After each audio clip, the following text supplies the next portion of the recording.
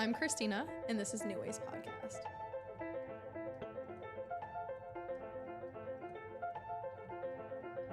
Today, our guest is a Lebanese dietitian and holistic nutritionist, Sara Rawda. Thank you for being here with us again. Thanks for having me, Christina. Yeah, of course. I am super excited to get into this episode. For our listeners, the previous one we released this week, we really dug deep into kind of like diet culture and Sarah's past on becoming a dietitian. But now we are going to be focusing on gut health. And I'm super excited for this episode because I feel like it's been such a trending topic lately. I don't know why we all of a sudden have just become so obsessed with our gut for good reason. But I really want to like debunk what gut health actually means and a lot of the things that we should actually be doing for ourselves, as well as what might just be like a fad or false information. So I'm super excited to dive deep into this. Me too. I'm excited. Thanks for having me again. No, of course. Yeah. And then to kind of start off then, so let's define gut health. To you, what is it? So your gut health, it's more than just your digestion. It's how your gastrointestinal tract works. It's how strong your gut lining is. It's how your different organs in your GI tract are working together. And also how well your enteric nervous system, which is your second brain, is working as well, because that is in your gut too. So it's kind of like how all of these things work together to create, optimal gut health. Mm-hmm. So was something you just said there that I'm intrigued by is your second brain, right? Can you kind of elaborate what that means? So that is, your enteric nervous system. It is your second brain, and it's made in your gut. So there is that connection that, you might have heard of, the gut-brain axis, where your brain and gut are connected. So if your gut is dysregulated, maybe your mood is going to be off as well, and vice versa. Your serotonin, which is your mood balancing hormone, 90% of it is actually made in your gut. So when, that is dysregulated, your mood is affected, your appetite is affected, and so is your sleep. So it's really important to have a healthy gut, because otherwise the serotonin can be dysregulated and it can affect your mood, your sleep, and your appetite. Really? Yeah. That's so interesting. I did not know that. Because, especially too, I feel like we focus so much on like everything's in your brain, right? Like that's what influences your mood, your emotions, your hormones. All these chemicals are produced in your brain, but we also oftentimes don't correlate it with our gut. Yeah. So like, I think that's such intriguing information and important information to know. So what, in your opinion, then, does a healthy gut mean? Like, what should we be looking for? How do we create an optimal environment for like these microbiome that we're all hearing about? Yeah, exactly. Yeah. So the gut microbiome is a big one. So you want your gut microbiome to be in balance. So like for it to like be balanced with the good bacteria and the bad bacteria. We have both. And it's just about keeping the good bacteria, stronger than the bad bacteria. So that's a really important factor, is that when your gut is dysregulated, sometimes there is more of that, the bad bacteria, which is like, some of the viruses and germs and, things that you don't really want, is overpowering the good bacteria. And that can come from, many rounds of antibiotics, diet, environment. A lot of things can affect how your bacteria, how your bacteria is in your body. And then you want to always keep that in balance. So, that's one thing.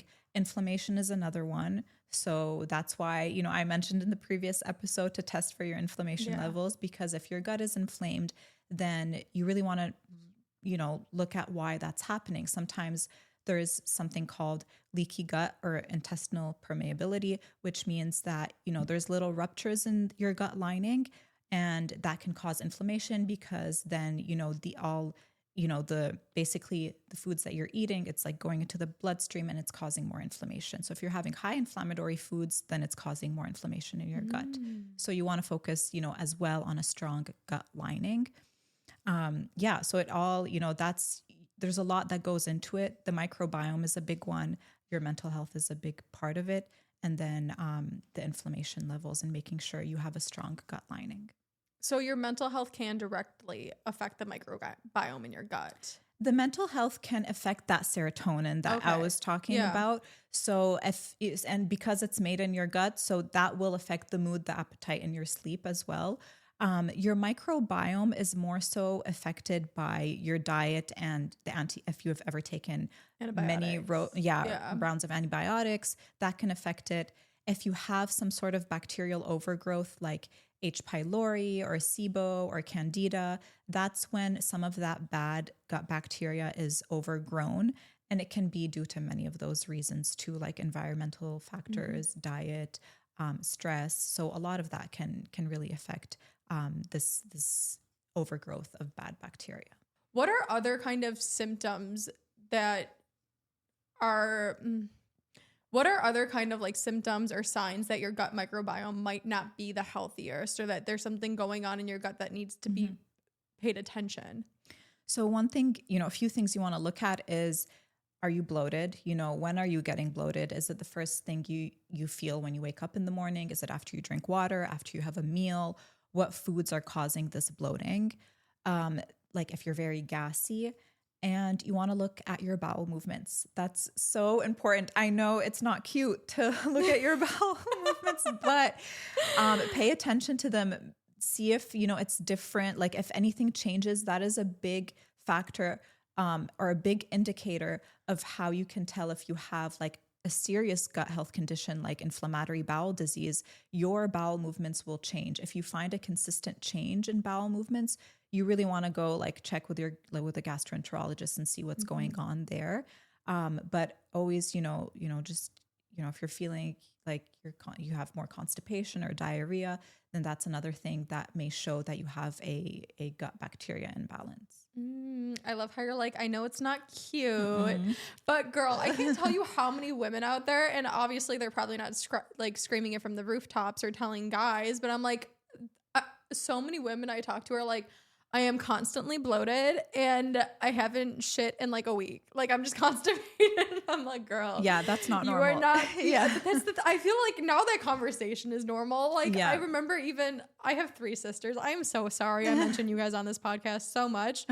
But like even 2 of my younger sisters like started taking, what's it called again? Laxatives in their early 20s because they're like, I don't know what's going on. Yeah. But I just haven't shit in like a week and it's not comfortable. Yeah, I know. No, you really want to take that more seriously than a lot of things, because it can mean many different things. You could just have IBS, but it could, also mean that there is a more serious condition like Crohn's disease or ulcerative colitis. So those are things like you really want to take seriously and don't let that, slide just because it's like you think it's not as serious as like, your blood sugar levels or, anything else that you might be diagnosed with. But always pay attention to your stool. Yeah. I mean, and a question for you then too, because I know a lot of people who do struggle with constipation might be like, I'm just going to take a laxative, right? And then like, as long as it comes out, then we're all good.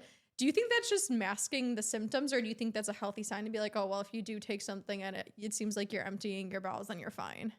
I mean, if you have more chronic constipation and it continues even after you take the laxative, then no, like that's not okay. That's just masking it. Sometimes some people, like if you're traveling or, you eat something that you don't normally eat, or if you're in a stressful situation, just, in like certain moments, and you feel like you need to take a laxative and it's just for that moment and then your bowel movements are fine afterwards, and that's fine. But if it's something that's more chronic and you find yourself taking laxatives more often, then you definitely want to go, check what's going on there. Yeah. So as long as it's not just something randomly that's out of the ordinary causing it, if it's something consistent, like you definitely should be curious to say the least. Yeah, exactly. Okay.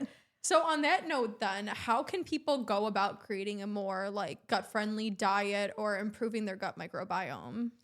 That's a great question. There's a lot of things that you can do. So if you do have, any type of bloating, gas, anything like that, where you feel like heavy, there's different diets for that too. So everyone is like, this is all personal, but if you're feeling super bloated, for example, Sometimes the low FODMAP diet. I don't know if you've heard about that. The So FODMAPs. yeah, I think that's when I was like, because don't we all just love ChatGPT these days, you guys? When I was Googling stuff about gut health, that was one of the main ones that popped up. Yeah.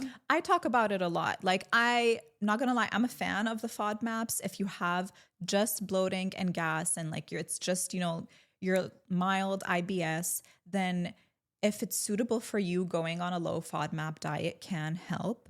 But you do want to work with someone, like you do want to work with a nutritionist to reintroduce the foods, because you can't be on this diet for so long. It's only for a period of time. And then what I do with my clients is that we work together on reintroducing the higher FODMAP foods one at a time to see how your body reacts. So it's like a step-by-step process to get to a point where we can find out what diet works for you, how much of these high FODMAP foods can you have and tolerate, and how can you fit that in your diet and lifestyle. And, sometimes it takes, a longer period of time to figure it out. Sometimes it's pretty quick. So, that's one thing to kind of, I would recommend. But in general, if you just want to take care of your gut, having enough, probiotics and getting those from foods is super helpful. So foods that are high in probiotics are like yogurts, kefirs, Greek yogurt, fermented foods like sauerkraut, kimchi, pickles. Those are, Oh, I love my pickles. Yeah, they're pretty good. And they're healthy. So having probiotics, but also prebiotics as well, because prebiotic foods will help feed the probiotics, and then the probiotics will feed the good bacteria in your stomach. So you want that kind of, circulation going on. Prebiotic foods are like almonds, green bananas, dandelion greens, artichoke. Yeah, so there's, quite a few of them, and you can have them with the probiotic foods. If you want to supplement, if you feel like you have, this is where, supplementation, you always want to work with a nutritionist to see if you need to supplement probiotics. Not everyone needs to, but sometimes people who have, more like diarrhea or constipation, then taking a probiotic can help.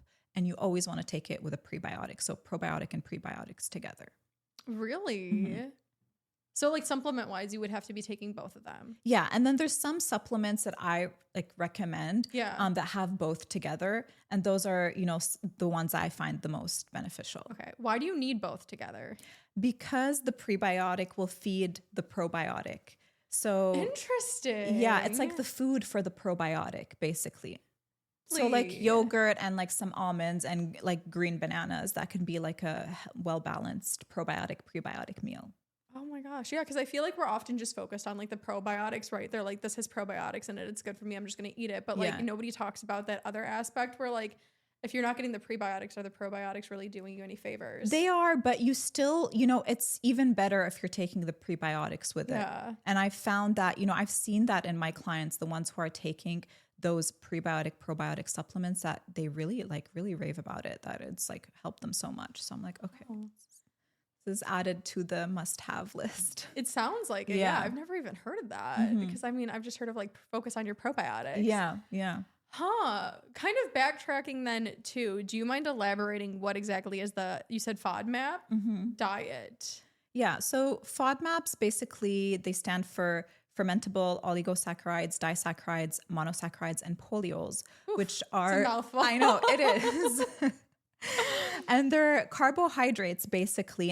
And a lot of produce or like foods in general have either high FODMAP, so they have, more of these like carbohydrates in excess, or they're low FODMAP. So for example, high FODMAP foods that have, a lot of those specific carbs are like broccoli, Brussels sprouts, cabbage, a lot of the things that will cause you bloating if you notice.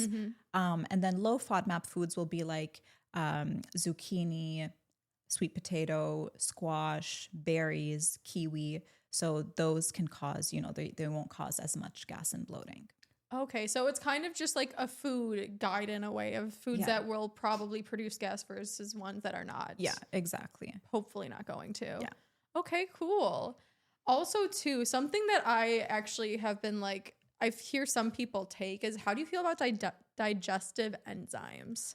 That one is very personal too. So this is where like I work with clients for a while before I will recommend a digestive enzyme, because also it depends on what your body is not breaking down. So the enzymes will either break down proteins or carbs or fats. So you want to take either one of those, that is, what your body is not breaking down. So let's say you have a hard time digesting fats. You'll see that in your stool sometimes. You'll see like maybe like white streaks, or maybe like the remnants of like seeds or anything that's like fatty. Like you might see that in your stool. Really? Sometimes that is an indicator that you're not digesting fats really well. Or if you have certain conditions where you don't digest fats, like pancreatic insufficiency, where you can't digest like the fats very well, or bile acid malabsorption, same thing.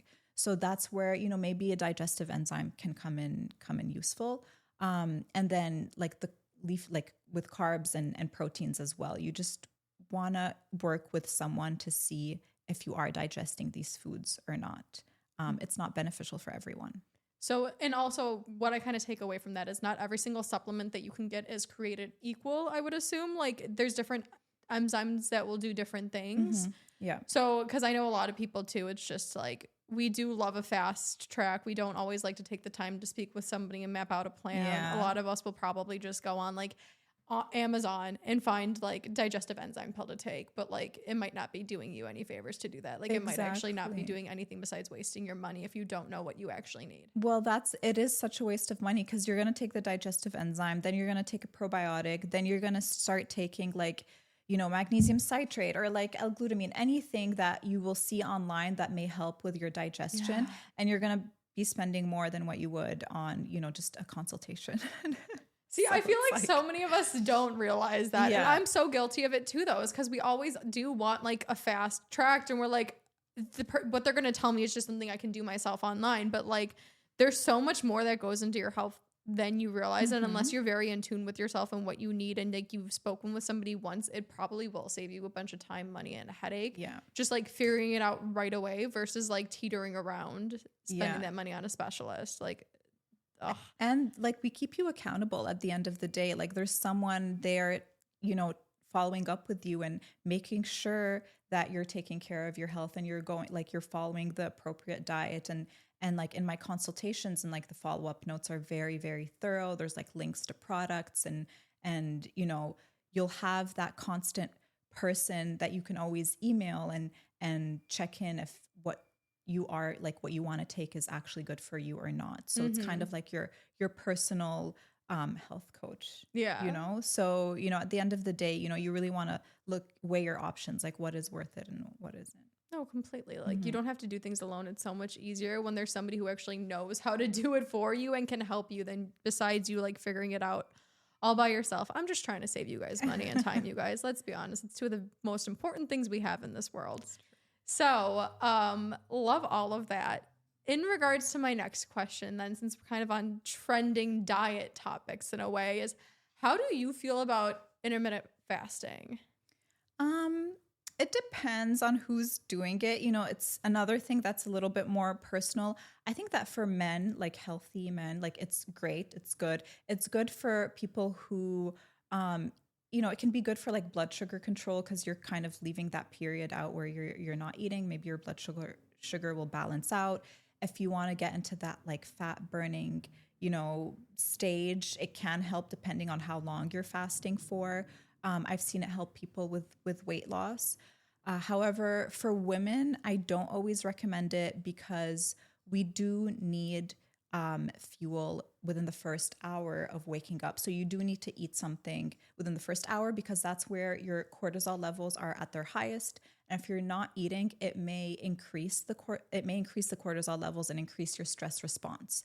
So It's super important for women to eat within the first hour of waking up, or, just to have breakfast. I don't recommend intermittent fasting for a lot of women, just because we do need the constant fuel for our hormones.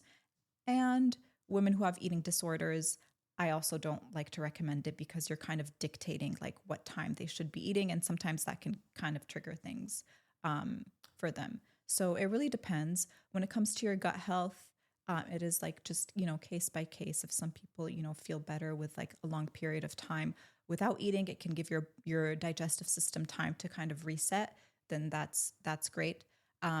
With others, let's say like people who have ulcerative colitis or Crohn's disease, I prefer and I recommend for them to eat more smaller, frequent meals throughout the day. So intermittent fasting wouldn't be something that would be super suitable for them.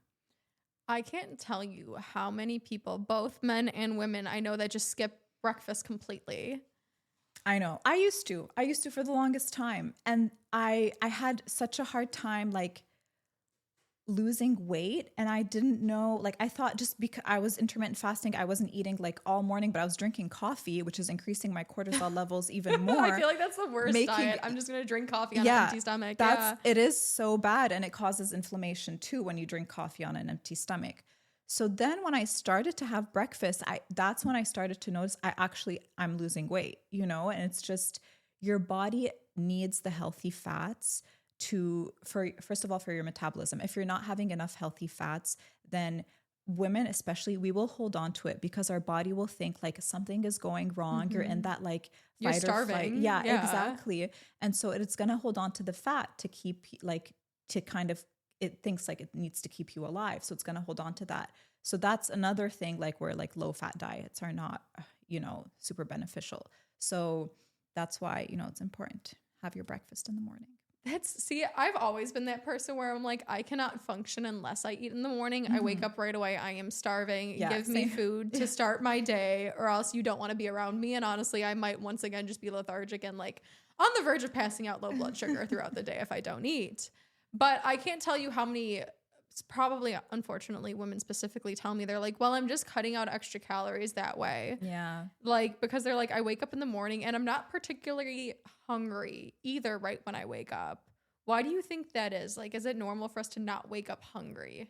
Yeah, I mean, I was like that too, but your body is used to its routine. So your body knows when it needs to start digesting its food, because like you're usually eating around the same time. If you are eating around the same time every day, it's on its routine. If you're not eating in the morning, your body is like, okay, I don't really need to work. Like right now, like, my metabolism is just gonna chill. I don't need to burn anything. Yeah.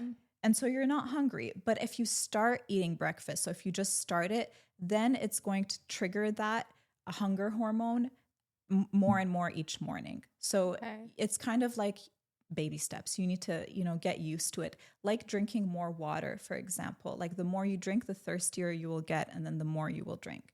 So that's kind of, how it works. Your metabolism needs to have a little bit of a wake-up call.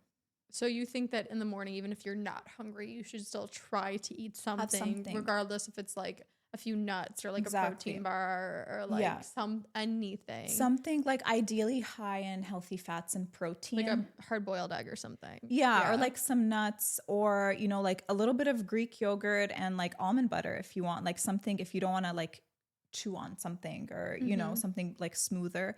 So ideally, something high in protein and healthy fats, and it can start off small, and then you can increase it into just a regular breakfast. I think that's so fascinating, because like we starve ourselves sometimes for the purpose of being skinny, right? But it's like, it's so weird how you could actually eat and be a healthier weight just by eating the right foods and like having the right routine that's really good for you. Yeah. Don't be afraid of the food. Like, food is meant to heal you if you eat the right things.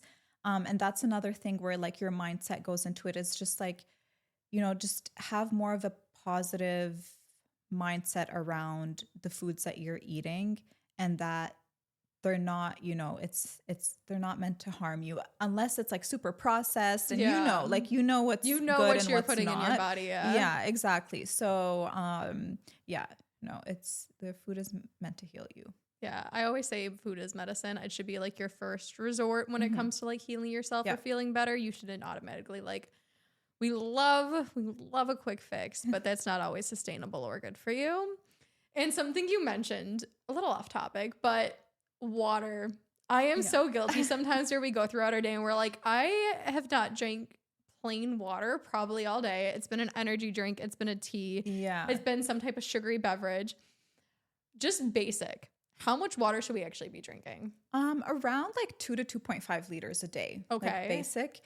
Tea counts if it's like decaffeinated, so it counts in Really? your water intake. Yeah, Okay. yeah. So yeah, add an extra glass every day. That's what I like to say, and then you'll get used to it. You'll just start to get thirstier. It'll come naturally. Yeah. It doesn't have to be right away. Like you have to drink 2.5 liters today, but start off with an extra glass or half a glass each day, and then slowly it'll progress to that.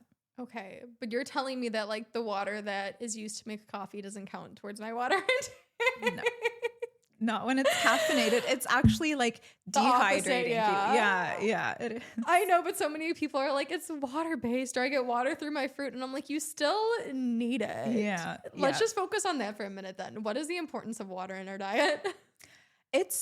Water is you do need to, first of all, for your skin. And second of all, We all love some glowing skin. You yeah, guys, yes. exactly. So if you're not interested in diet at all, just do it for your skin. And then for your digestion as well, like sometimes you can be constipated because there's not, you need more water, you need Like more lubrication fluid. in a way, Exactly. Yeah. And if you are having more diarrhea, then you're getting dehydrated and you need more water automatically. If you're working out a lot.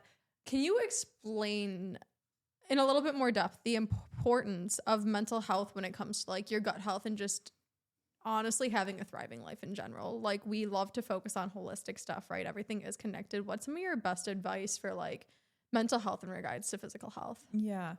I would say like something I like to incorporate in my sessions with my clients is the mindful practices. And there has been studies around meditation and how important it is for your gut health. And so you do like I would recommend doing, starting off with like small, like 2-minute meditations and gradually increasing. That can be something that can really help, what's going on up here. Sometimes there's a lot and needs to come down. And so sometimes there's all the time I feel like we're thinking. Exactly. Right. And and that can affect your sleep too. And it can affect your mood and all of that. And when you're thinking about either your diet or your gut or any condition that you may have, it's exacerbating it even more. So meditating can give you that like clearance in your brain, like that little bit of peace. Yes, exactly. Calm, regulating your nervous system a little bit. That's exactly it. It regulates your nervous system. Deep breathing as well. So there's an app called State. It gives you like quick, like 3, 4, 5-minute like breath works. It's super easy. Like just like even if you're at work, you can just turn on like a breath work session. It's very quick. So that's another thing. And then like I mentioned, before, your serotonin, which is your mood balancing hormone, it's made in your gut.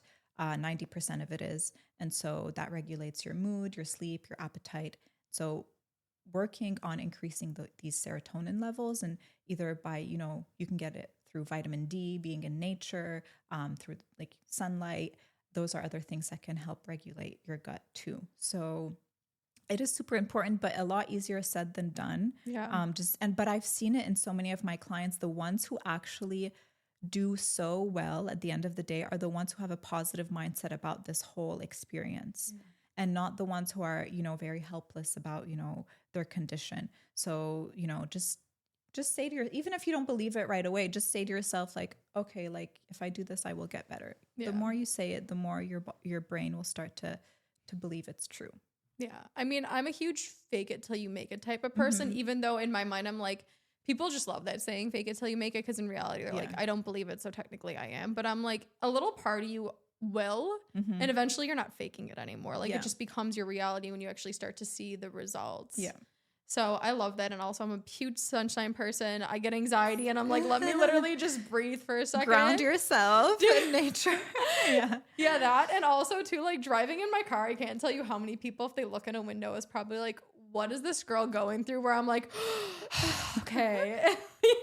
Like sometimes you just need a breath. Yeah, you need a minute. Yeah. Yeah, and it helps so much. I'm like, I would rather take a beat and take a moment for myself to calm my nervous system, be a better person through it, than like go throughout life chaotic because I'm gonna look like an idiot deep breathing in my car for a second. Yeah. Or like just taking a few minutes for myself. Like it's so worth it. Yeah. It's so, yeah. Take that time for yourself, and you have the time. Like no matter how busy you are, you have 5 minutes to just do a quick little meditation, to take the time for yourself. It could be in your car. You know, you can make it work. So it's just about like that willpower and like what do you value, like what is important to you and what isn't. You can choose to make this a priority and make your health a priority. It's all up to you. And kind of like, you know, you make any decision in your life that you really want to do. It's just, that's the thing. You really want to change this. So, well, like nothing's ever going to happen unless you actually want it to. Yeah. You can bring a horse to water. You can't force it to drink. Yeah. And something that I just love telling people to do as a good reality check, because that's the thing is we'll often come up with the excuse, I don't have time. Please do yourself a favor right now. Go on your phone and check your screen time. Check your screen time. Right. I guarantee you. I know. You have the time. Yeah. Every day you're minimally over 10 minutes. Minimally. And Yeah. what was that? Probably scrolling on Instagram, TikTok. Unless you're just scrolling through like mental health wellness stuff, the breath is going to be more beneficial for you. Yeah. So look at your screen time. That's a good point. And then last thing is, what do you do for yourself? What's your little trick? The mindful stuff is a big one too. I really like to kind of, you know, redirect, you know, some thoughts through meditation and deep breathing to more, you know, positive thoughts, and kind of also, you know, everyone's form of meditation is different. Some people actually like to meditate. Some people pray. Some people, you know, just maybe it's like talking to a friend. Like you know, everyone's, you know, idea of it is different. And so that is something, you know, I like to do to kind of stay, you know, regulated. And then in terms of my diet, it's just been part of my life for so long. Like learning about food I'm like kind of on autopilot with like, I know what's good for me and what isn't. But I'm okay. I was at a point before where I like wouldn't touch like anything that was like terrible for me or like any fast food. And I really don't. I always avoid it. But you know, if I don't have a choice, I'm not going to overthink about it, and it's okay. It's just like one day and it's fine. Like I've gotten to a point where it's okay to have, you know, a cheap meal, you know, it's not the end of the world. Yeah. But yeah, lots of walking. That's what I love to do. And, Pilates and yoga, all these things. And I will say like your diet is a big thing. Supplements are just an extra. Yeah. Yeah. So, sleep is another one too. It's tough. Yeah. Yeah. You can't always get like, that's something that's sometimes it's out of your control, but I found that magnesium gel really, really helps. So yeah. No, thank you so much. I couldn't agree more with all of that. This has been such a beneficial conversation. I cannot tell you. I'm so glad. Oh, it has. I learned so much. So once again, just thank you so much. Thank you for having me. This was so nice. I love it. Of course. Yeah. And then to our listeners also, I will go ahead and be linking all of Sara's information in the episode, as well as any resources that she has for you guys to have a healthier, happier life. And yeah, until next time, thank you guys for listening. I love you.